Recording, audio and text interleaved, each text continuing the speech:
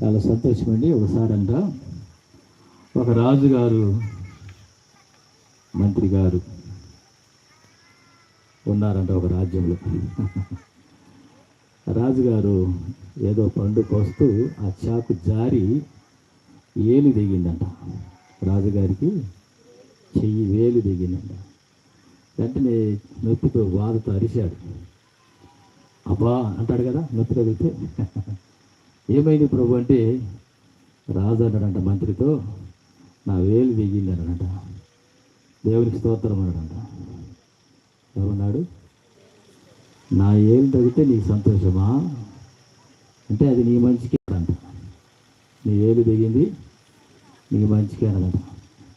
వెంటనే రాజుగారు కోపం వచ్చేసి, నేను గాయమై విలవిలాడుతూ ఉంటే నా వేలు తగ్గడం మంచిది అంటాడా?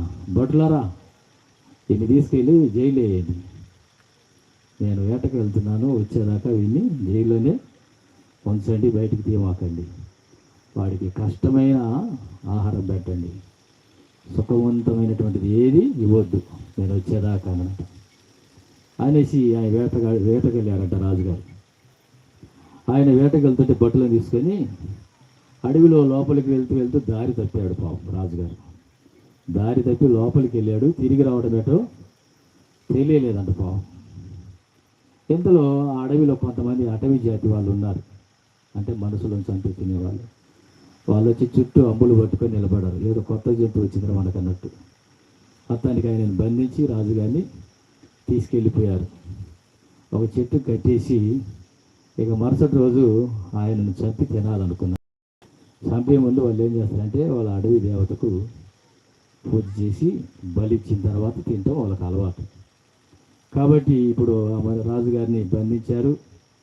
మరి బలి ఇచ్చే ముందు పూజ చేయాలి కదా, మరి బాగా శుభ్రం చేయాలి కదా, ఎన్ని రాస్తారు కదా, ఏంటి పసుపు ఎన్ని రాస్తారు కదా, అవన్నీ శుభ్రం చేసేటప్పుడు పసుపు రాసేటప్పుడు రాజుగారికి ఏం లేదు.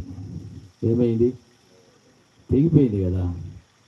వెంటనే శుభ్రం చేసేవాళ్ళనంట వాళ్ళ తెగల భాషలతో, ఈ జంతువుకు రాజుగారిని వేలు లేదు కాబట్టి ఇలాంటిది మన దేవతకు మనం బలి ఇవ్వటం మనకు అపచారం, కాబట్టి ఇది బలికి యోగ్యమైనది కాదని చెప్పేసి వదిలేశారంట.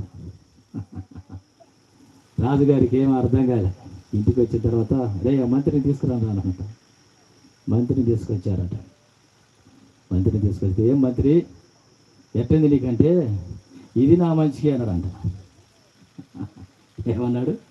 నువ్వు జైలు వేయటం కూడా ఇది నా మంచికి అన్నాడు. నాకు ఏలు తగితే నీ మంచికి అన్నావు, నిన్ను జైలు వేస్తే నా మంచికి అన్నావు, ఏంటి సంగతి అంటే మంత్రి చెప్పాడంట, నిన్ను ఏలు దిగినప్పుడు మంచిదని తెలుసో తెలియక అన్నాను.